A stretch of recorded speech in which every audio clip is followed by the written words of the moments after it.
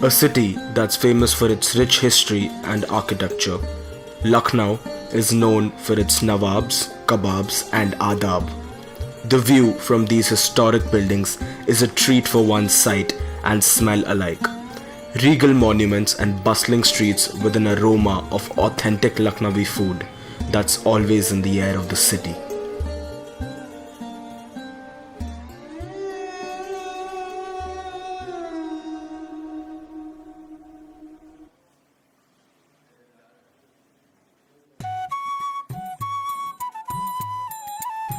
At the entrance of the busy lanes of Chowk is Gaya Prasad's Makhan Malai stall. पान के बारे में ये है कि हम सन 65 से ये काम कर रहे हैं, 65।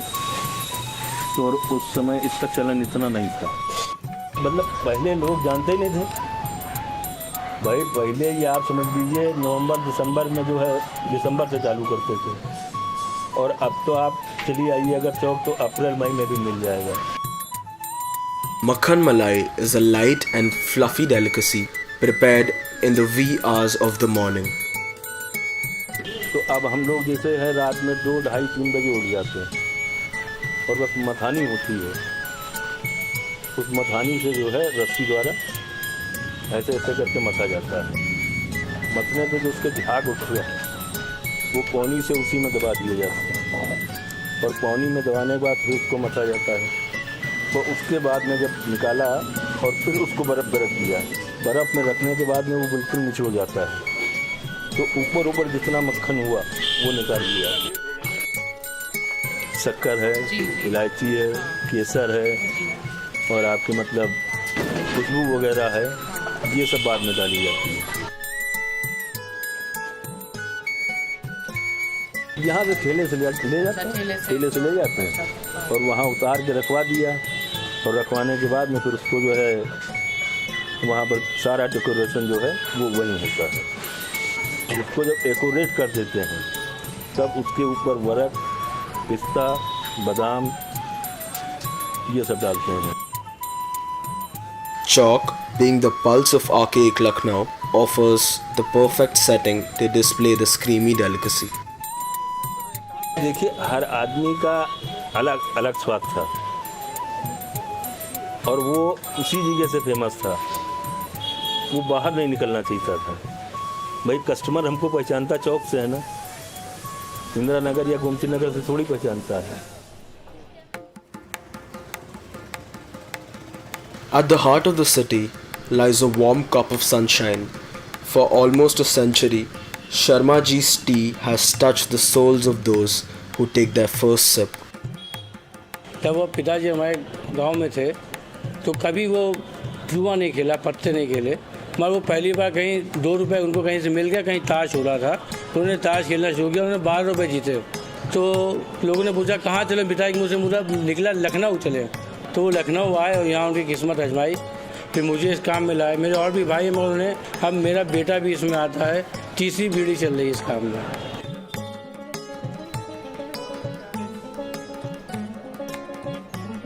यूथ यहाँ पे इसलिए आ रही है क्योंकि एक तो लोकेशन है प्राइम। हजरतगंज है, बहुत पुराना है, लखनऊ जब से बना, नवाब का टाइम का है हजरतगंज। एक तरह से रीज़नेबल रेट में चाय, समोसा, मक्खन है, एक फन टाइम हो जाता है, स्नैक टाइम हो जाता है उन लोगों का।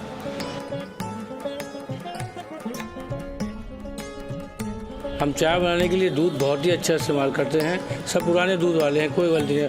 और दूध को हमेशा पकाते रहते हैं, पका हुआ। जैसे कि फल अगर कच्चा टूट जाए तो भी उसमें वो स्वाद नहीं आएगा। दूध पकता रहता है, चाय की केतली पकती रहती है, सब कुछ पकता रहता है, तो चाय अच्छी बनती है। क्योंकि हम जैसे कि 4-5 केतली हैं तो एक एडवांस में चलती रहती है, अग्रिम चलती रहती है। Quality products, rustic vessels, and hard work, all in one whiff of their special कुल्हड़. कुल्हड़ एक ऐसी चीज़ है, और सोने के बर्तन में भी देंगे तो आप चांदी के देंगे तो भी आपको दोबारा यूज़ करेंगे, पर कुल्हड़ एक ऐसी चीज़ सिर्फ आप पिएंगे उसको फेंक देंगे।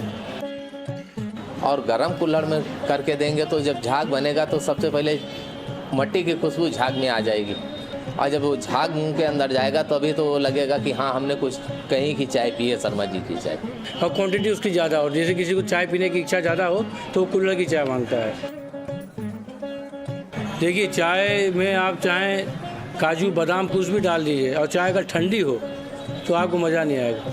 सबसे सीक्रेट चीज़ है चाय का गर्म होना। देखिए, चाय में इतना नाम कमाना बहुत बड़ी बात है।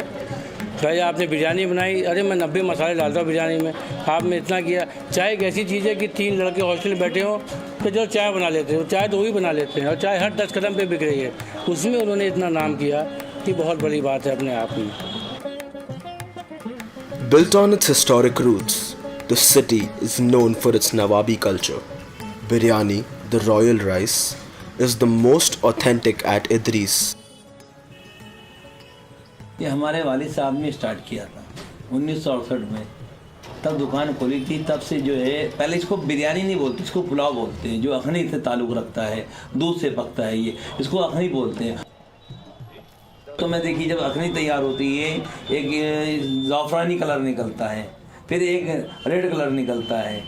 ज़ाफ़रान को कहीं जो ज़्यादा मात्रा दी जाती है, कहीं कम दी जाती है मात्रा, क्योंकि जो राइस के ऊपर डाला जाता है वो डार्क डाला जाता है, जो झोल में डाला जाता है अखनी में वो जो है लाइट डाला जाता है। इसमें चावल ही बिकता है 2 घंटे, उसके बाद मीट आता है, मीट जो है धुलता है, उसके बाद उसकी भुनाई होती है, इसके एंजाइम जो होते हैं वो मारे जाते हैं।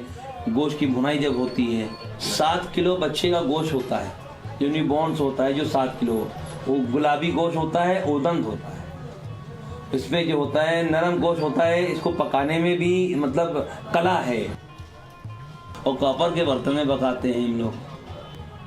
जैसे पीतल है, खाना पकता उसका जायका अलग है, तांबे के बाद खाने में खाना जायका अलग है। मतलब ब्लड प्रेशर के लिए तो बहुत ही अच्छी चीज़ है, इसमें कसाव नहीं छूटता है, कोई बीमारी नहीं आती तांबे के बर्तन में। An unpolished setting and a comforting ambience enhance the raw experience that adds to the flavor of the biryani. जगह मिलती नहीं, जगह है ही नहीं, इसी में 2-4 लोग आदमी आते हैं तो बैठ जाते, भर जाता है, और 2-4 बजे यही सब पार्सल में जाता है। कोई किचन सेपरेट मेरा नहीं है, सिर्फ इसी तख्त के ऊपर खाना पकाते हैं, ओपन, मतलब कोई वो नहीं, इसी में ही खाना पकाते हैं, अपने हाथ से देखते हैं क्या तो पढ़ना है, क्या डालना है, क्या चीज़ की कमी है, सब अपने हाथों से देखते रहते हैं।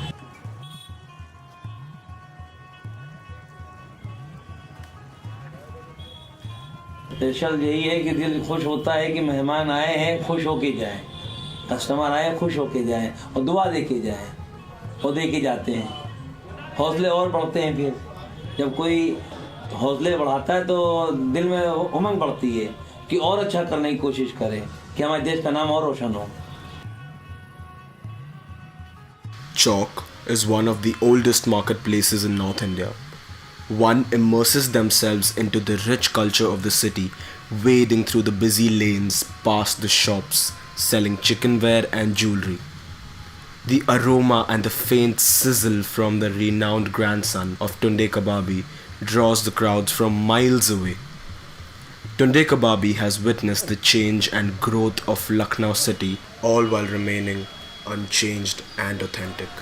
हमारे दौर में हकीमों ने कहा है जिसको खाना हजम ना हो वो टुंडे के कबाब खा ले। इस दौर के जो हकीम हैं उसमें जड़ी बूटियाँ सब मिली रहती हैं, और हाजमे का होता है, इसमें नुकसान कुछ नहीं होता है। हमारे नाना के जो वालिद थे राजा भोपाल के मत थे, तो राजा भोपाल के मत से उनके दांत नहीं थे, उन्हीं ने कहा कि कोई ऐसी चीज़ खिलाओ, गोश्त के बहुत शौकीन थे कि जो गल जाए, तो हमारे नाना के वालिद ने ये बना के उनको पेश किया था। एकदम कबाब हमारा घुला रहता है, मुंह में रखिए भूल जाएगा कबाब, ये खुसूसियत है इसकी।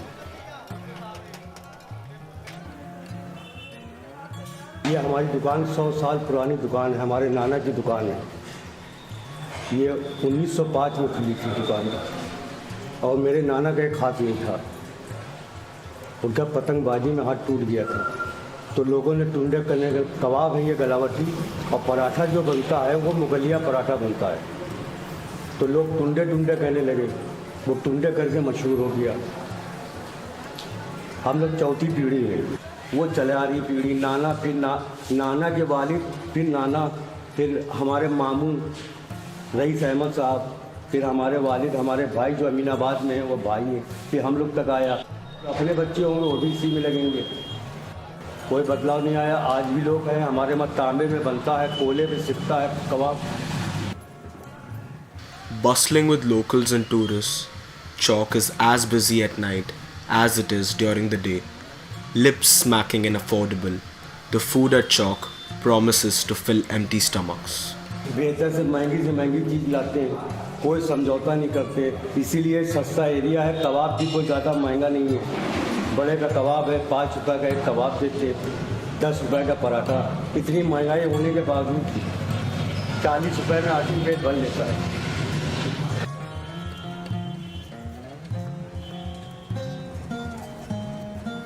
Simple in appearance, but a taste as grand as its monuments, full of busy lanes and majestic buildings. It is the authenticity of Lucknowi food that the city is remembered by.